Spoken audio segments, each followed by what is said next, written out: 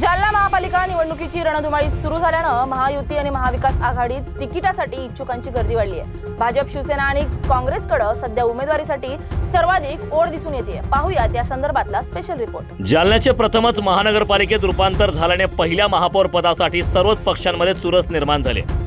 16 प्रभागातून 65 सदस्यांची निवड होणार असून जालन्याचा पहिला महापौर कोण होणार याकडे सर्वांचं लक्ष लागलंय। जालना महानगरपालिकेवर काँग्रेसची सलग 10 वर्ष सत्ता आणण्यात माजी आमदार कैलास गोरंट्याल यांची महत्त्वाची भूमिका होती।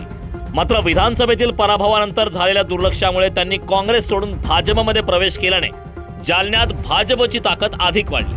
काँग्रेसमधून भाजपमध्ये आलेल्या माजी आमदार कैलास गोरंट्याल यांच्यासाठी महापालिका जिंकून पहिला महापौर करण्याची प्रतिष्ठा पणाला लागली आहे। दरम्यान शिवसेनेचे आमदार अर्जुन खोतकर यांच्याशी असलेल्या जुन्या राजकीय प्रतिस्पर्धीमुळे मित्रपक्षात समन्वय कसा साधला जाणार यावर प्रश्नचिन्ह निर्माण झाले।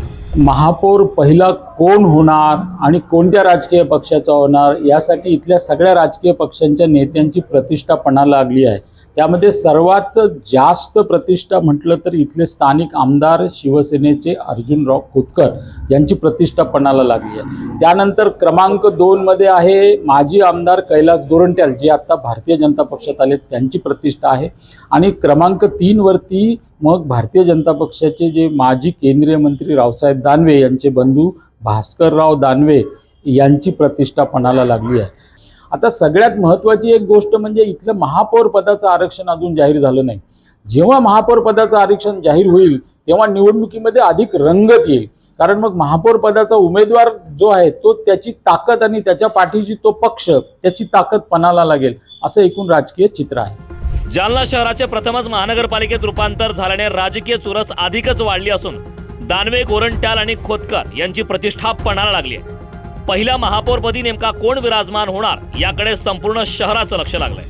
महानगरपालिकांचं निवडणुकीचं बिगुल सध्या वाजलेलं आहे आणि जालना शहरामध्ये खरं तर 16 प्रभागातून 65 नगरसेवकांची निवड प्रक्रिया ही होणार आहे आणि सध्या पाहिलं तर मोठा उत्साहाचं वातावरण पहिल्या महापौर पदासाठी खरं तर जालना शहरामध्ये असल्याचं पाहायला मिळतं। त्यामुळे भाजप असेल, शिवसेना आणि काँग्रेसमध्ये इच्छुकांच्या रांगा लागल्याचं खरं तर पाहायला मिळते।